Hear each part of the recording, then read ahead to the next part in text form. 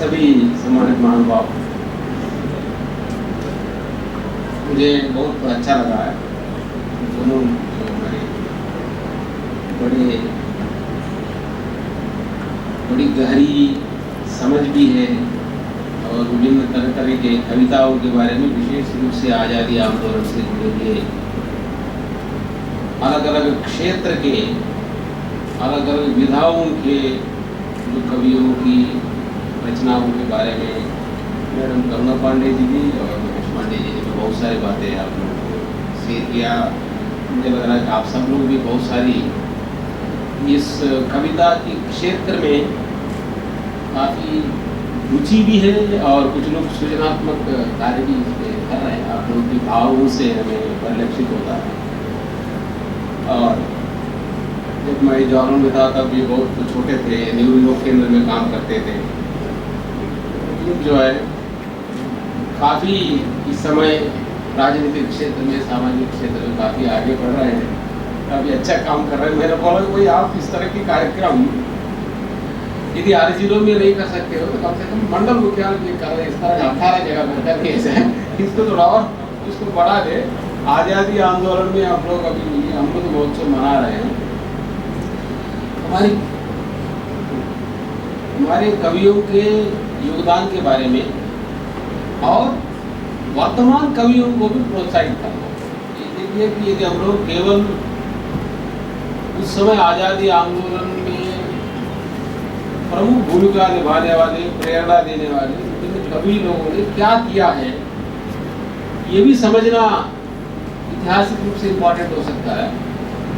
लेकिन वर्तमान में क्या करना है, इसको भी तो कोई समझाने वाला होना चाहिए। केवल हम लोग पुराने ही गाते रहेंगे तो फिर वर्तमान व्यथा कैसे ठीक हो। वर्तमान में जो सामाजिक आर्थिक हमारे जो परिवेश है, हमारी वर्तमान समस्या है क्या है। तो 75 साल पहले जो गुलामी की कला है वो तो समाप्त हो गया। हमारे पूर्वजों ने बहुत सारे त्याग तपस्या करके उसको छुट्टी कर दिया। केवल हम लोग उसी के गाते रहेंगे तो वर्तमान की समस्या का समाधान होगा। तो वर्तमान की समस्या क्या है, एक एक समस्या गिना जाए। अभी हमारे माननीय प्रधानमंत्री जी ने ये 75 वर्ष पूरा होने पर प्रण लेने के लिए कहा है सबसे कि हम कब तक ये डेवलपिंग ही होते रहेंगे, अंडर डेवलप्ड रहेंगे, डेवलप्ड तो बन जाए। और अभी राजनीतिक गुलामी तो चली गई, अभी भी तो हमारी मन मस्तिष्क में बहुत सारी गुलामियां आई, तो कैसे दूर करें। कहाँ कहाँ गुलामी फंसी है हमारे मन में। और हमारी जो विरासत है, ऋषि परंपरा है, ऋषि मुनियों का इतनी बड़ी वेद हमारे है, उस वैदिक ज्ञान को बाहर लाके समाज के बीच में हमारे अंदर उस महापुरुषों की बहुत बड़ा व्यापक चिंतन है, रहन सहन है, जीवन पद्धति है, हमारे लोग भूल गए। आज वो कैसे लोगों के अंदर वो सिखाया जाए। बात तो कर रहे हैं वसुधैव कुटुंबकम की, घर में लड़ाई है, भाई भाई लड़ रहा है, 2 फुट जमीन के लिए मारपीट हो रहा है। अब एक तरह से हम बोलेंगे कि भाई विश्व में जाकर हम डंका बजाएंगे, हम तो विश्व गुरु है, वसुधैव कुटुंबकम है, और मुकदमों का पूरा फहरिस्त निकालिए गांव में। अब करा कि बुंदेलखंड की हर एक क्षेत्र का भाई एक पुरानी बहुत त्याग की कहानियां हैं। वर्तमान कहाँ है? वर्तमान में भाई भाइयों के बीच में कितने झगड़े हैं जमीन को लेके, 1 फुट जमीन को लेकर कितने झगड़े हैं। हम लोग जो है कि वर्तमान से, पुराने से वर्तमान से कैसे हम लोग संबंध जोड़ा जाए। हमारे लोग पूर्वज देश की भविष्य के लिए जान की बाजी लगाया। अब आदमी जो है एक भाई दूसरे भाई खून पीने के लिए अपनी पूरी तिकड़म बजा रहा है। इसको कौन समझाएगा कि भाई जाके हमारी विरासत क्या है, वर्तमान में तुम क्या कर रहे हो, हम कहाँ हैं। अभी हमारे माननीय प्रधानमंत्री जी कह रहे हैं भाई हमारे भारत को इसको $5 ट्रिलियन इकोनॉमी बनाना। हमारे प्रदेश के हमारे संत मुख्यमंत्री जी है, उन्होंने प्रण ले लिया था कि भाई हमारे उत्तर प्रदेश को इसको $1 ट्रिलियन इकोनॉमी बनाना है। किसके बदौलत बनाएंगे? तो आप ही की बदौलत, किसी को तो करना पड़ेगा। तो कैसे बनेगा? सारा पैसा मुकदमेबाजी में, आपस में मूंचों की लड़ाई में, राग द्वेष में, सारी इसी में नष्ट करेंगे। और हमारे कॉलेज में बच्चों की क्या हालत है, ना टीचर पढ़ा रहा है ना बच्चे पढ़ रहा है। आज के डेट में ये सारी जो कविताएं जो सुना रहे हैं, हमारे बच्चे कितने समझ रहे हैं देश क्या है, आजादी क्या है, अपनी जिम्मेदारी क्या है। मोबाइल में लगे रहते हैं, मोबाइल में क्या देखते हैं, क्या समय बिताते हैं, इंटरनेट में क्या समय बिताते हैं। हर एक व्यक्ति अपने फोटो शेयर कर रहा है दूसरों के साथ, मैं कैसे दिख रहा हूँ, तुम कैसे दिख रहे हो। कब तक देखते रहोगे फोटो एक दूसरे का, तो क्या देखोगे उसमें। कॉस्मेटिक इंडस्ट्रीज, फॉरेन कंट्रीज के प्रोडक्ट्स बिकते जा रहे हैं। फैशन में एक कोई डेटा इकट्ठा कर ले, फैशन के नाम पे, ब्रांडेड आइटम्स के नाम पे कितना पैसा बर्बाद जा रहा है, और क्या खा पी के कितने बीमार का शिकार हो रहे हैं। कोई सिंपल आदमी की शरीर जो है, इस शरीर को स्वस्थ रहने के लिए जो आवश्यक चीजें हैं, खान पान, शरीर के लिए क्या आवश्यकता है, आदमी का टेस्ट बदल डाला ये झूठ मूठ का प्रचार करके। उसमें भी तो बहुत सारे लोग, कवि लोग, क्रिएटिव लोग लगे हुए हैं झूठ मूठ का प्रचार करने के लिए। क्या खाना चाहिए, क्या पीना चाहिए, घर घर में ये लोग जो है, जो हमारी जो पारंपरिक जो आयुर्वेदिक रूप से जो स्वस्थ खाना लोग भूल गए। लोग जो है, अब बड़े लोग जो दूध बेच के पौवा पी रहे हैं, और बच्चे इसको बेच के कोल्ड ड्रिंक पी रहे हैं। ये हालत बना रखा है। क्या हम लोगों का खान पान क्या हो गया। हम तो बोलते हैं आहार शुद्ध सत्व शुद्धि, अब खा क्या रहे लोग, ये पिज्जा और ये सड़ा हुआ रख के फ्रिज में रख के। भाई सारा स्वास्थ्य विज्ञान बोल रहा है कोई ताजा खाना चाहिए। हमारे लोग बोलते हैं खाना बनने के बाद 1 घंटे के बाद खाना चाहिए, 1 घंटे के अंदर खाना चाहिए। रोटी भी गरम गरम खाया करते हैं। अब पूरा जो है इसमें गांव में भी मुझे नहीं लगता कि शहर में तो हर घर में पिज्जा सब ठूस लेते हैं, एक ही बार बनाते हैं, फिर उसी को दिन भर खाते रहते हैं उसका। और प्रिजर्वेटिव्स और क्या हालत बना रखा है। और लोगों की छोटे छोटे उम्र में बड़ी तरह तरह की बीमारियां हो रही है। इस बीमारी वाले में कितना पैसा बर्बाद जा रहा है। इसको भी कभी सोचना चाहिए कि भाई आदमी को भगवान ने बनाया हुआ इस व्यवस्था, ये आराम से 100 साल तक स्वस्थ रह सकता है। आदमी इसमें अंडसन डालेगा कि कब तक ये शरीर बर्दाश्त करेगा। शरीर ये कौन सी चीज हजम करने के लिए बना है और कौन सी चीज इसमें डालता जा रहा है। आदमी दिन रात भूल गया। हमारे पुराने जमाने में लोग सोचते थे सूर्य प्रकृति के साथ इनका ये बड़ा सामंजस्य था। तो सूर्य भगवान जागता है, आदमी जागता है, सूर्य अस्त होता है तो आदमी सो जाता है। वो प्राण तत्व है। सूर्य भगवान जो है इस पृथ्वी ब्रह्मांड का संचालक है। इसलिए हम लोग सूर्य नारायण को कोई संध्या करते हैं सवेरे शाम को। उनके साथ हमारा भले ही हम लोग उसको इसकी जो है हम लोग परंपरागत का सिद्धांत का कोई हम लोग उसको लोग ना समझने की वजह से उसको तरह तरह का आलोचना भले करें, लेकिन हमारी जीवन पद्धति बहुत बड़ा वैज्ञानिक था। लोग उसको भूल गए। अभी माननीय प्रधानमंत्री भाई हमारी विरासत है, उसकी कुटुंब कहाँ से आया है।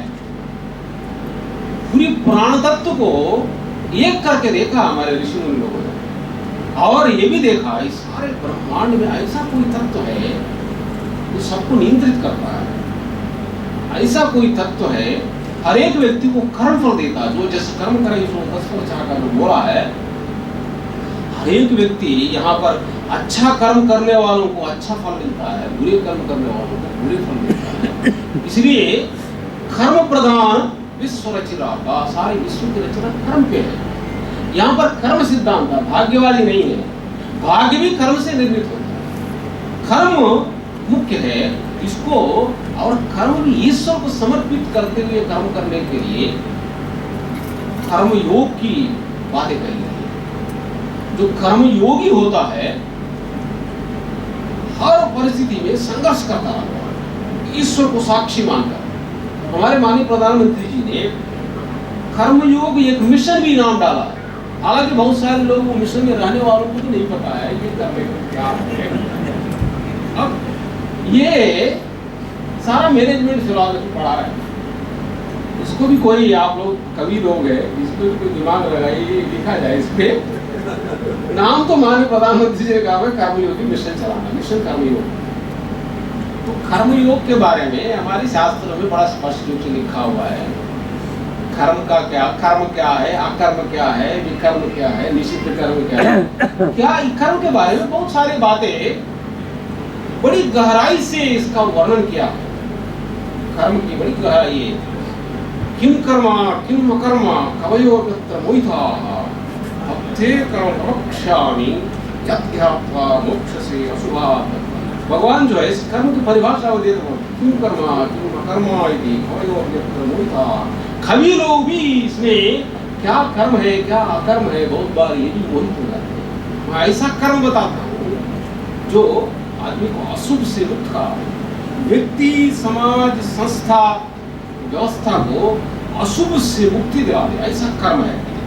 ये मीन्स ऐसा हार्मोनियस एक्शन है, ऐसे इंटीग्रेटेड एक्शन है जहां पर सबकी एनर्जी कलेक्टिव ढंग से ऐसे सकारात्मक रूप से प्रवाहित हो और समाज में आवश्यकताओं की भी पूर्ति हो और शांति सुख संपन्नता। हमारे जो हम लोगों ने कर तिरंगा जो मनाया, हमारे महापुरुषों ने बहुत सोच समझ के यह तिरंगा बनाया। जो ऊपर सबसे पहला जो केसरिया रंग है, त्याग समर्पण वीर और शौर्यता, जो आदमी की पूरे पराक्रम के साथ त्याग भावना के साथ काम करना चाहिए, ऐसी त्याग और समर्पण के साथ आदमी बड़ी क्रियाशीलता दिखाएगा, सकारात्मकता के साथ माने अच्छे मनोभाव के साथ काम करेगा, शांति स्थापित हो। नहीं तो आजकल तो विभिन्न लोग जो है अधूरे ज्ञान से बहुत बड़ा कॉन्फ्लिक्ट है। जगह जगह पे व्यक्ति के बीच में, परिवार के बीच में, मोहल्ले में झगड़े बहुत है। इस कॉन्फ्लिक्ट रिजोल्यूशन कौन करेगा? सारा कॉन्फ्लिक्ट का समाधान त्याग में, त्याग और बड़ी दृष्टि। जब आदमी को बड़ा उद्देश्य दिखाई देता है, आदमी छोटे छोटे चीजों को भूल जाके बड़े काम करने लगता है। वो बड़ा उद्देश्य दिखाने के लिए कभी लोगों की बहुत बड़ा आवश्यकता है। ये ज्ञान की दृष्टि का एक सम्यक दृष्टि, एक सम्यक संकल्प, एक सम्यक भावना जगाने का काम कौन करेगा? आखिर तो कभी लोगों का काम है और समझदारों का काम है। तब आपकी रणनीति बनती है, ऐसा काम किया जाए। जैसे हम लोग आजादी आंदोलन से ये सीख ले सकते हैं, उसको ये भावना हम लोग कॉलेज में जाकर सिखाना पड़ेगा। हर एक व्यक्ति को स्वस्थ बनाना पड़ेगा, शारीरिक रूप से भी और मानसिक रूप से भी, और सब लोगों को सकारात्मक रूप से लोगों को लगाना पड़ेगा। हर एक के अंदर जिनके अंदर जो क्षमता है, आप उपन्यास हो, कविता के माध्यम से हो, नाटक के माध्यम से हो, स्लोगन के माध्यम से हो, पेंटिंग, जो भी जिस ढंग से करें, अल्टीमेट उद्देश्य है कि हर एक व्यक्ति के अंदर जो तामसिक प्रवृत्ति है और राजसिक प्रवृत्ति है, इनके ऊपर सात्विक प्रवृत्ति को लाना पड़ेगा। सात्विक, ये पूरी प्रकृति है, इतना ही है। हमारे ऋषि मुनियों ने बड़ा गहराई से सोच के बताया है कि ये प्रकृति का निर्माण हुआ है सब रजतम से। स्वाभाविक रूप से जो राजसिक प्रवृत्ति है, क्रियाशीलता व्यक्ति के अंदर, ये नकारात्मकता की ओर जा सकता है और सकारात्मकता की ओर भी जा सकता है। इधर माहौल अच्छा बनाएंगे, ये जो ऊर्जा है समाज की विकास के लिए, एकता के लिए, समाज की अभिवृद्धि के लिए काम करेगा। यदि हम लोग ठीक से इसकी व्यवस्थित नहीं करेंगे, अव्यवस्था की ओर जाएगा। जगह जगह पे कूड़ा करकट, झगड़ा फसाद, नफरत, सारी गिरावट की जाएगा। व्यक्ति हो, संस्था हो, समाज, ये बहुत बड़ा हमारे लिए सौभाग्य की बात है। माननीय प्रधानमंत्री जी बड़ी गहराई से भारतीय संस्कृति को समझते हैं। बार बार ऐसी उद्यमशीलता, ऐसे कार्यक्रम और ऐसे माननीय मंत्री जी पूरे प्रदेश की काम देखना पड़ता है। और हमारे माननीय योगी महाराज जी भी बहुत सारे मंत्री लोग बहुत काम भी दे रखा है। अभी ये देखिए केवल आराम अधिकारी हो या मंत्री हो, सब लोगों को बहुत सारे काम दे रखे हैं, क्योंकि ये हमारे प्रदेश को विश्व में अग्रणी बनाना है। वो रात दिन सोचते रहते हैं, लोगों को नई नई आइडियाज देते रहते हैं, नई नई प्रेरणाएं देते रहते हैं। जैसे अभी आप लोग बोल रहे थे ना, आज़ादी आंदोलन में बहुत सारे महापुरुषों ने, आपने मेरे मानी करुणा पांडे जी ने, मानी महेश जी ने, बहुत सारे लोगों का, कवि लोगों का नाम गिना है। अलग अलग ढंग से, मानसिक रूप से भी और शारीरिक रूप से भी ये ऊर्जा रहता है, सतत प्रवाहित रहता है। हमारे अंदर जो प्राण शक्ति है, इस प्राण शक्ति को जागृत करने वाला चाहिए, जागृत करने वाला चाहिए, और इसको संगठित करने वाला चाहिए, इसको नियोजित करने वाला चाहिए। हमारे ऋषि परंपरा में एक श्लोक बोलते हैं, अक्षरम नास्ति, अक्षरम अमंत्रम नास्ति, नास्ति मूलम अनौषधम, पुरुषो अयोग्यो नास्ति, नियोजका सर्वत्र सुदुर्लभः। इस श्लोक में यह कहा गया कि अक्षरम अमंत्रम नास्ति, ऐसा कोई अक्षर नहीं है जिससे मंत्र नहीं बनता। ऐसे कोई जड़ नहीं है, जड़ी बूटी नहीं है जो औषध नहीं बनता। ऐसा कोई व्यक्ति नहीं जो अयोग्य हो, लेकिन इन सबको जोड़ने वाला नियोजक चाहिए।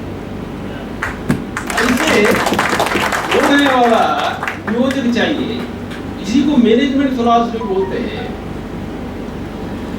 यदि गधों के झुंड को सिंह नेतृत्व प्रदान कर रहा है, ऐसा समूह सिंहों के नेतृत्व करने वाले गधे के नेतृत्व में चलने वाले सिंहों को, झुंड को भी हरा सकते हैं। एक गधों का झुंड है, गधों का झुंड की नेता सिंह है, और दूसरा सिंह का झुंड है, उसका नेता यदि गधा है। ये एक सिंह गधों को भी साथ लेके उस सिंहों के समूह को हरा सकते हैं। तो नेतृत्व की बहुत बड़ी बात है। ये इन सबको उत्साह और इनकी कैसे कैसी रणनीति, वो बहुत बड़ा इंपॉर्टेंट है। ये सारी नेतृत्व प्रदान करने के लिए, ऊर्जा को संगठित करने के लिए ज्ञान में और कर्म, ये दोनों की आवश्यकता है। तो कवि लोगों का बहुत बड़ी आवश्यकता है। इसमें हम लोग इतनी सारे कॉलेजेस हैं, हमारे पास कितना मैन पावर है। बार बार जो हमारे माननीय प्रधानमंत्री, माननीय मुख्यमंत्री उल्लेख करते हैं, हमारे पास इतना रिसोर्सेस है। ये सारे रिसोर्सेस को वास्तव में रिसोर्स बनाने के लिए कोई भी ऐसे रिसोर्स नहीं बनेगा, रिसोर्स को बनाना पड़ता है।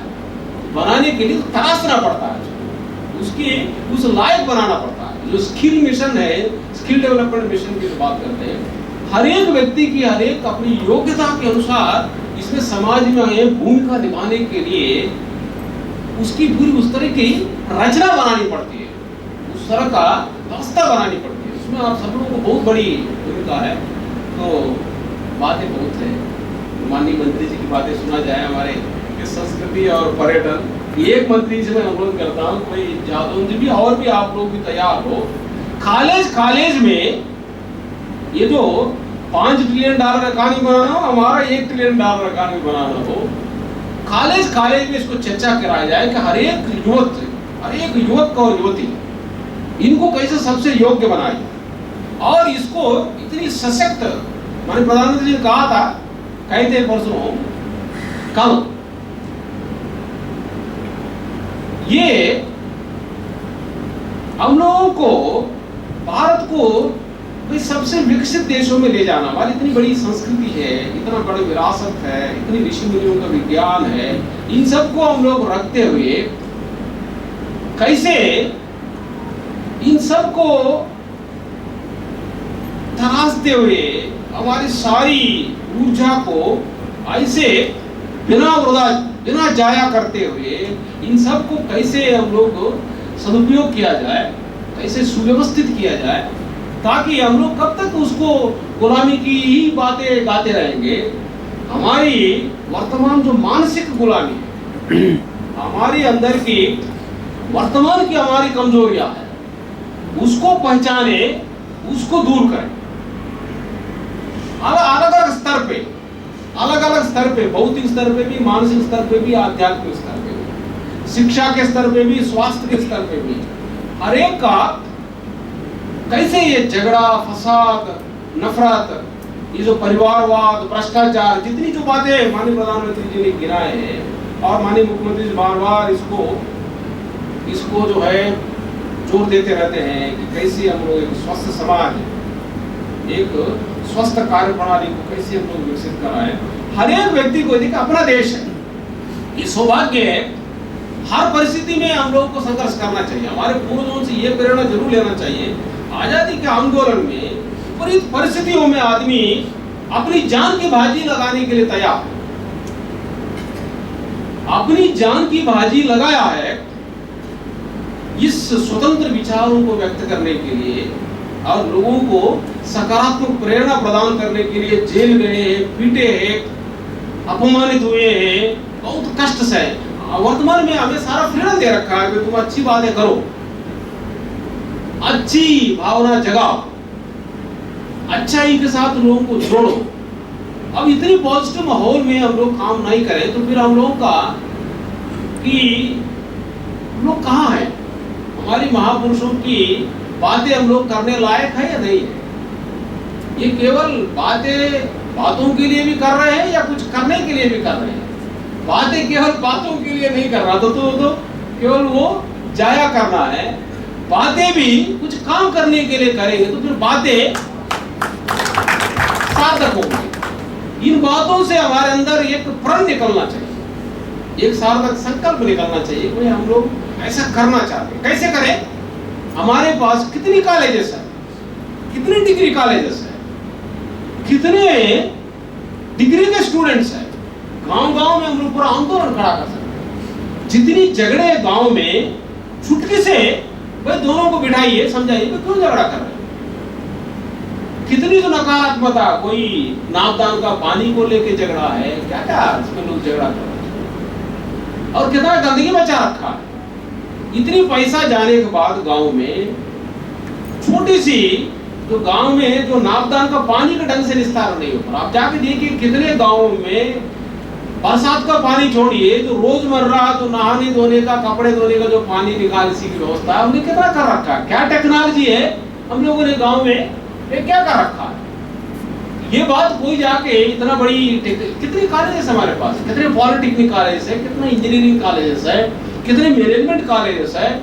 एक एक कॉलेज एक गांव को अडॉप्ट कर ले तो गांव की समस्या चुटकी भर में निपटा कर। ये देश प्रेम है हमारे। इतना विज्ञान होने के बाद, इतनी टेक्नोलॉजी होने के बाद छोटी समस्याओं को हम लोग निपटारा ना कर पाए कि कैसे केवल हर एक व्यक्ति की जिम्मेदारी है। आजादी आंदोलन में मजदूर हो, किसान हो, जो जिस लेवल पे है अपनी क्षमता के साथ उस समय की गुलामी से लड़ने के लिए तैयार हो। लेकिन वर्तमान समस्या इतनी बड़ी नहीं है। हमारे पास इतना संसाधन है, टेक्नोलॉजी है, पॉलिसीज है, इतना सकारात्मक वातावरण है, पूरी राज्य सत्ता हमारे साथ देने के लिए तैयार है, तब भी आदमी काम करने के लिए नहीं है तो फिर कितनी लानत है। लोग बोलते हैं चुल्ली पर पानी में डूब मरना चाहिए। ये कैसे जाके ये लोगों को बता दें कहां पे तुम्हारी ऊर्जा जा रही है, कहां पे काम कर रहे हो, कितने हमारे पास शिक्षक है, गुरुजन कितने लोग हैं। तो आप लोग इस पर ये आंदोलन हम लोग जो है ये शोध है, ये सारी $5 ट्रिलियन और $1 ट्रिलियन लेके हर एक जिले में सारे कॉलेज के लोगों के बीच में होना चाहिए। कितना NSS है, NCC है, उन सबको जोड़ना। ये सहकारिता आंदोलन है वास्तव में। आप जो सहकारिता में जो काम बांटना वो भी करते रहिएगा, लेकिन असली सहकारिता इस आंदोलन के लिए आर्थिक व्यवस्था को ठीक करना है। हमारी सांस्कृतिक विरासत क्या है, हमारे ऋषि मुनियों की भावनाएं क्या है। आदमी एक शुद्ध जीवन है, शरीर तो हर एक व्यक्ति तो मरता ही है। कौन यहाँ पे बड़े बड़े राजा महाराजा, बड़े बड़े विद्वान सब लोग तो यहाँ पे गुजरे हैं ना। लोग तो कहते हैं भाई तो सम्राट सिकंदर का भी तो कहा है कि हमारे हाथ बाहर रखिए ताकि ये देख ले कि बड़े बड़े महत्वाकांक्षी वाले भी खाली हाथ गए। यहाँ पे तो खाली हाथ आते सभी को खाली हाथ जाना पड़ेगा। ये बताएगा ये साधनाम मोक्ष करद्वारा वाइन जई परलोक समारा ते सिर धुनगुनु पछता भाई। ये जो असली चीज यहाँ है, आपकी साधना क्या है? साधना इतना ही है, लोक कल्याण के लिए भावना से आपके मन में कितने तरंगे उठते हैं, कितना निष्ठा है, रात दिन में ये केवल दिखाने के लिए नहीं, अंदर कितनी है। ईश्वर तो भावना देखता है ना, बोला ना भाववश्य भगवान, भाववश्य भगवान सुखनिदान भगवान। ये भाव के अधीन है ईश्वर, भाव ही महत्वपूर्ण है। जो छल कपट करता है भले दूसरी एक नजरों में अपने को कुछ दिखाने के लिए, लेकिन भगवान की नजरों में आदमी गिर जाता है। निर्मल मन जन सो मोहि पावा मोहि कपट चल छिद्रण भावा। बात तो बड़ा सिंपल है, बात तो बड़ा सिंपल है और बात इतना ही सत्य है, इतना ही सत्य है। सारी वेदों में यही भरा है। छल कपट करेगा, दूसरों को भले ही लग रहा है कि मैं बहुत बड़ा अपनी चतुराई कर रहा हूं, लेकिन अपने लिए गड्ढा स्वयं खोदता है। ये जो भी छल कपट करता है, भगवान बोलता है कि उनका प्राण छीन लेता, वो जो धोखा देता है, जो जितना धोखेबाज है उसके अंदर से अंदर, क्योंकि प्राण हमारे अधीन नहीं है, सारा प्रकृति किसके अधीन है? जगत प्रकाश प्रकाश करामो मायाधीश ज्ञान गुणधामो जात सत्यताते जड़ माया पास सत्य व मोक्ष सहाया। ये जो है ये बहुत बड़ी रहस्य की बातें हैं, ये वेदों की बातें है, बड़ी रहस्य की बातें। तो सिर्फ बड़े सिंपल शब्दों में लाके बता दिया इसका। ये ईश्वर से ये प्रकाशित जगत में ईश्वर का साम्राज्य चलता है। इस सारे प्रकृति ईश्वर के अधीन है और हम सारे शरीर भी इस प्रकृति से है। ये सारा शरीर किससे बना है? ये क्षितिजल्पावक है। और भगवान ने थोड़ा और अलंकारिक रूप से भगवान ने बोला कि महाभूतानि अहंकारो बुद्धि अव्यक्तम एव च। ये जो है ये सारा शरीर पांचभूत और मन बुद्धि अहंकार है। ये पूरी ये छोटी प्रकृति है। अपरायम इति इतस्तु अन्याम प्रकृति मित्तिमे पराम जीवधाम महाभाव एदम धार्यते जगत। एक जीव प्रकृति है, एक चेतन है और एक जड़ है। एक जड़ है और चेतन है। जड़ चेतन ही ग्रंथि पड़ गई इतने नहीं। ये जो जड़ चेतन है, ये सारी जो प्रकृति है इंक्लूडिंग मन बुद्धि, ये भी जड़ता में है। एक चेतन प्रकृति है आदमी के अंदर, वो ईश्वरी सत्ता है। ईश्वरी सत्ता है, वो प्रेम की सत्ता है, वही राम की सत्ता है, वही प्राण की सत्ता है और वही धर्म की सत्ता है। वहां पे रह के आदमी कर्मयोग में आता है। कर्मयोग में छल कपट छोड़ के समाज का उद्धार, व्यवस्था का सुधार के बारे में जो सोचता है, शुभ संकल्प लेने का वक्त है। हम लोग अमृत, वही अमृत है, एक ही अमृत है, बाकी सब तो मृत्यु। यहाँ पे यहाँ सारा मृत्यु है, एक ही अमृत है, वो ईश्वरी सत्ता है। ईश्वरी सत्ता ही अनादि अनंत है, नित्य है, शाश्वत है। ये प्रकृति से परे सत्ता है, ये अविनाशी सत्ता है, अविनाशी सत्ता है, सतचेतन का आनंद राशि है, प्रकृति पार प्रभु सर्वभूवासी ब्रह्म निरीह विरज अविनाशी। ये जो अविनाशी तत्व है, इसको अलग अलग ढंग से महापुरुषों ने गायन किया है।